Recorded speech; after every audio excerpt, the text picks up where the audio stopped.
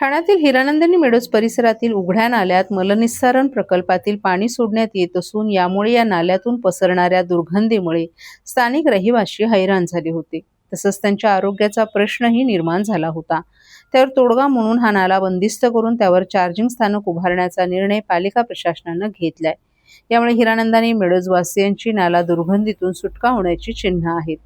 हिरानंदिनी मेडोजमधील इमारतींमध्ये राहणाऱ्या हजारो नागरिकांचं आरोग्य उघड्या नाल्यामुळे धोक्यात आले. सुमारे 300 फूट उघड्या नाल्यामध्ये मलनिस्सारण प्रकल्पाचं पाणी सोडण्यात येत असून यामुळे नाल्यातून मोठ्या प्रमाणात परिसरात दुर्गंधी पसरते.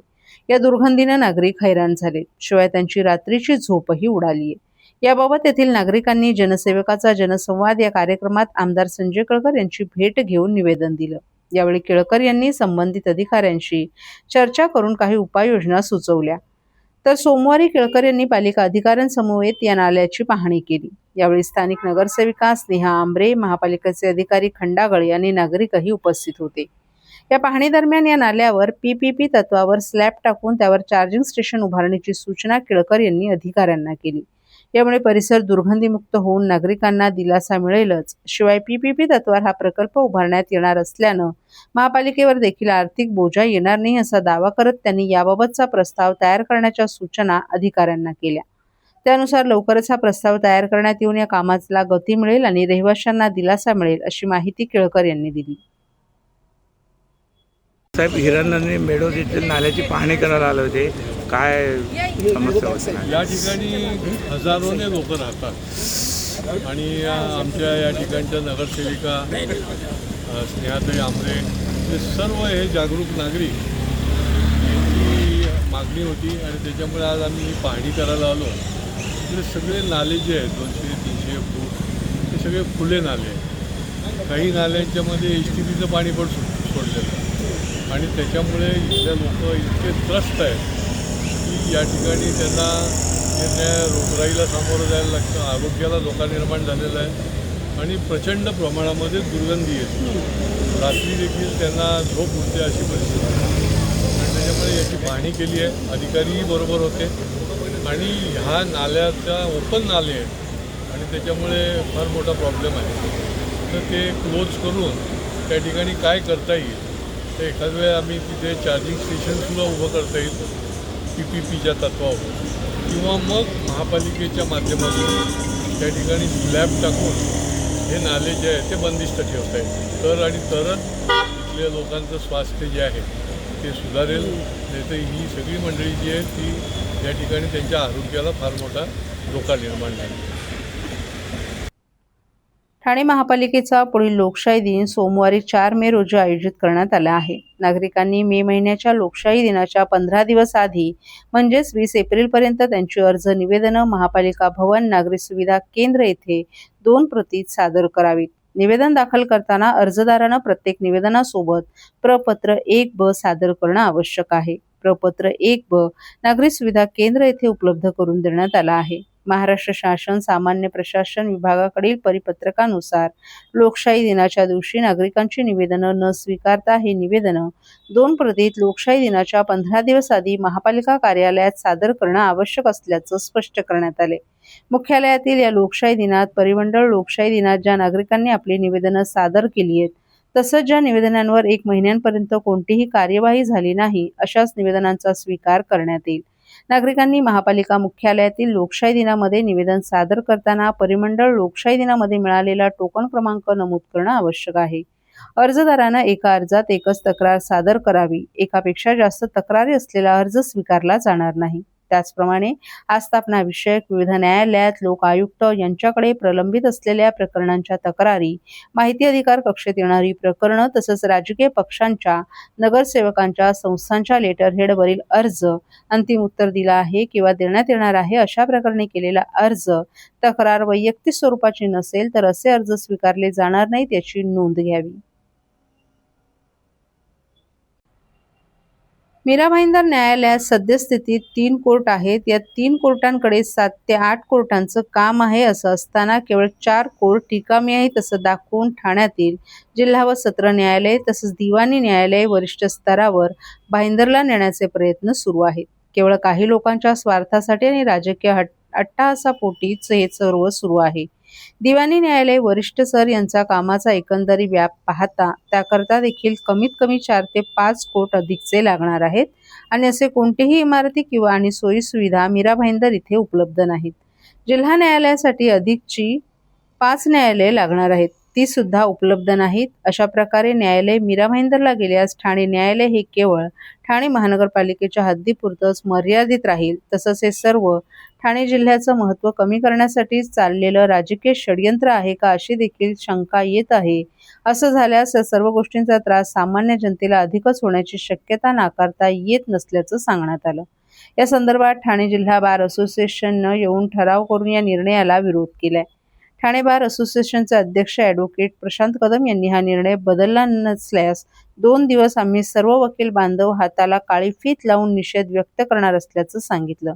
मात्र 2 दिवसानंतर पूर्णपणे काम बंद आंदोलन तीव्र स्वरूपात करण्याचा इशाराही त्यांनी दिला आहे. ठाणे न्यायालयापासून वाशी कोर्ट त्यानंतर भिवंडी कोर्ट वेगळे करण्यात आले असताना मीरा भाईंदर येथे यापूर्वीच कनिष्ठ न्यायालय हलवण्यात आलं आहे.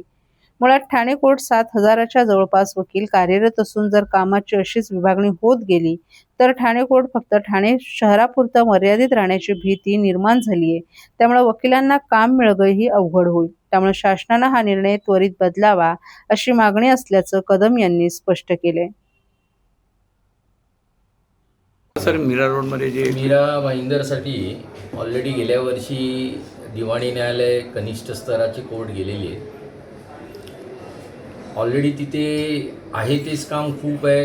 कोर्टाची संख्या अपुरी ठरते, न्यायाधीशांची संख्या अपुरी ठरते. गेलेल्या केसेस मिळत नाही आहे. 200-250चा बोर्ड असतो, मॅटर चालत नाही आहे. अशी परिस्थिती असतानासुद्धा तिथे दिवाणी न्यायालय वरिष्ठ स्तर आणि सत्र न्यायालय नेण्याचे प्रस्ताव दिसतो आणि त्या दृष्टीने आम्हाला पत्र मिळालं होतं माननीय जिल्हा न्यायाधीशांकडनं की असा प्रस्ताव विचाराधीन आहे म्हणून.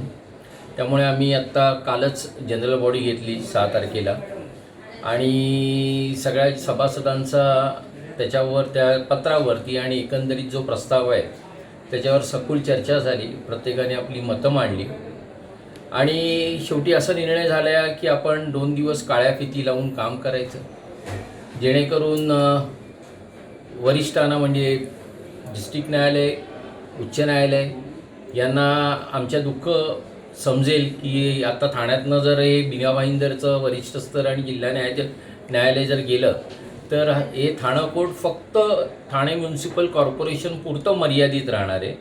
वकिलांची संख्या 7,000 आणि काम अतिशय कमी अशी अवस्था या ठाण्या न्यायालयाची होणार आहे. गेल्या वर्षी वाशीचं बायफर्केशन झालं, भिवंडीचं बायफर्केशन झालं. त्यामुळे ऑलरेडी या इथे कामं कमी झालेली आहे. वकिलांच्या अस्तित्वाचा आता प्रश्न निर्माण झालेला आहे. त्यामुळे सर्व वकिलांनी हा लढा द्यायचा ठरवलेला आहे. लढा देताना आम्ही आमची बाजू जिल्हा न्यायाधीश सर आणि उच्च न्यायालयांकडे निश्चितच मांडू आणि मला आशा आहे की खरी जी वस्तुस्थिती त्यांच्यासमोर कदाचित मांडली गेली नसतील ती आम्ही मांडल्यानंतर त्यांच्या लक्षात येईल की मीरा भाईंदरला हे कोर्ट नेलं तर फायद्यापेक्षा बराच तोटा होणार आहे. लिटिगेशन म्हणजे जे लिटिगंट आहेत त्यांचं नुकसान होणार आहे. कारण इन्फ्रास्ट्रक्चर नाही आहे, तिथे जागा अपुरी आहे आणि एवढा मोठं काम तिकडे सांभाळण्यासारखं माझ्या मते शक्य नाही आहे.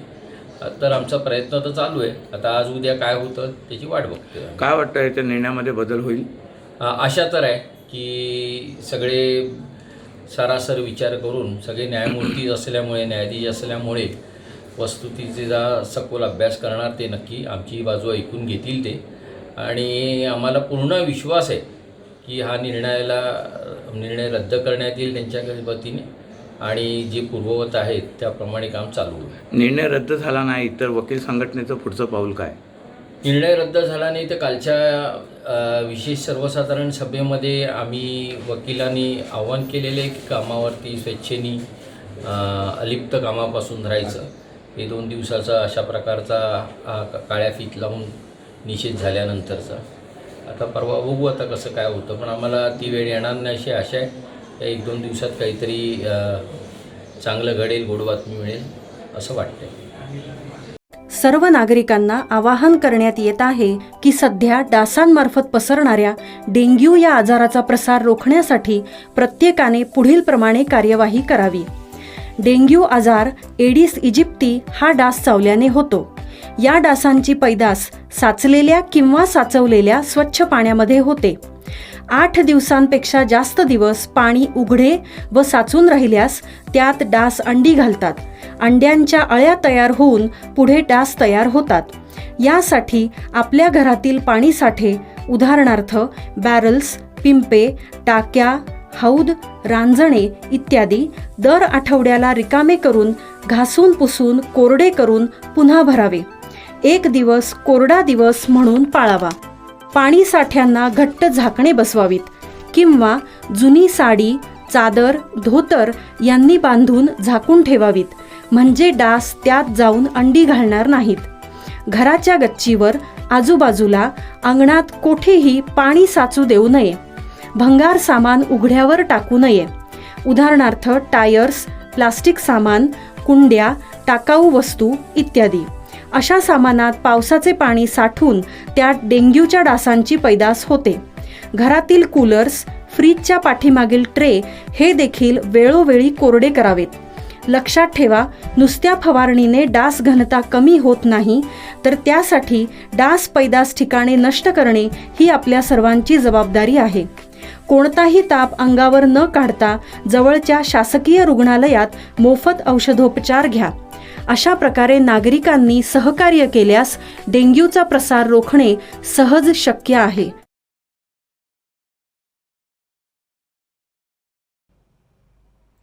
ठाणे महानगरपालिका स्वच्छतेच्या नावाखाली मोठमोठ्या मोहिमा राबवत असल्याचा गाजावाजा करत असली तरी ठाणे पूर्वेतील कोपरी परिसरातील वास्तव मात्र या दाव्यांना चपराक देणारा असून रस्त्यांवर साचलेला कचरा, उकरड्यातून येणारी दुर्गंधी आणि गायब झालेले कचरापेट्यांचे डबे हीच आजची खरी स्वच्छता ठाणेकर अनुभवत आहेत. स्वच्छता सर्वेक्षण 2026च्या जाहिरातांमध्ये शहराचा चेहरा उजळवला जातो, परंतु प्रत्यक्षात कोपरीकरांची सकाळ कचऱ्याच्या दुर्गंधीतच उगवते. मॉर्निंग वॉकसाठी बाहेर पडणारे नागरिक असो किंवा कामावर जाणारे नोकरदार, प्रत्येकाला या अस्वच्छतेचा फटका बसतो. एक दिवस झाडू हातात घेऊन फोटो सेशन करणारे अधिकारी आणि लोकप्रतिनिधी दुसऱ्याच दिवशी या भागाकडे पाठ फिरत असल्याचा आरोप नागरिक उघडपणे करत आहेत. सर्वात गंभीर बाब म्हणजे ओला आणि सुका कचरा वेगळा करण्यासाठी लावलेले डबेच अनेक ठिकाणी गायब आहेत. मग नागरिकांनी कचरा टाकायचा कुठे? प्रशासनाच्या ढिसाळ नियोजनामुळे कचरा रस्त्यावरच साचतो आणि त्याचं खापर मात्र नागरिकांवर फोडलं जातं. ही दुटप्पी भूमिका आता उघड झाली आहे. लोकप्रतिनिधींनी दिलेली स्वच्छ ठाणेची आश्वासनं आता कागदावरच राहिली आहेत का? आपल्या प्रभागातील मूलभूत समस्यांकडे दुर्लक्ष करणे ही जनतेशी बेमाईनी नाही का, असा संतप्त सवाल कोपरीकर उपस्थित करतायत. या कचरा कोंडीतून कोपरीकरांची सुटका कधी होणार आणि कुंभकर्णी झोपत असलेलं प्रशासन कधी जागे होणार, याकडे आता संपूर्ण ठाणेकरांचं लक्ष लागलंय.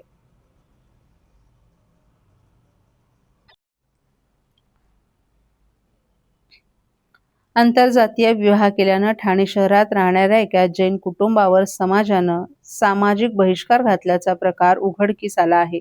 या प्रकरणी या कुटुंबानं पोलीस यंत्रणेसह सरकार दरबारी खेटे घालूनही न्याय मिळत नसल्याची माहिती ॲडव्होकेट सागर कदम यांनी एका पत्रकार परिषदेत दिली आहे. सोहनलाल छबिललाल जैन असे या बहिष्कृत कुटुंबाच्या प्रमुखाचं नाव आहे. ते नामदेववाडी पाचपाकडी येथे वास्तव्यास असून त्यांना आणि त्यांच्या कुटुंबियांना गेल्या 4 महिन्यांपासून या बहिष्काराचा सामना करावा लागतोय. ॲडव्होकेट सागर कदम आणि सोहनलाल जैन यांनी सांगितलं की 2025 मध्ये बिसा नरसिंहपुरा दिगंबर जैन समाज मुंबई यांच्या वतीनं श्री बिसा नरसिंहपुरा दिगंबर जैन समाज या ट्रस्टची स्थापना करण्यात आली. हा ट्रस्ट स्थापन करण्यामागे समाजाचं कल्याण आणि धार्मिक सांस्कृतिक चळवळ चालवणं हा उद्देश होता. मात्र या ट्रस्टचे अध्यक्ष महावीर धुलचंद टाया यांनी या उद्देशालाच हरताळ फासलाय.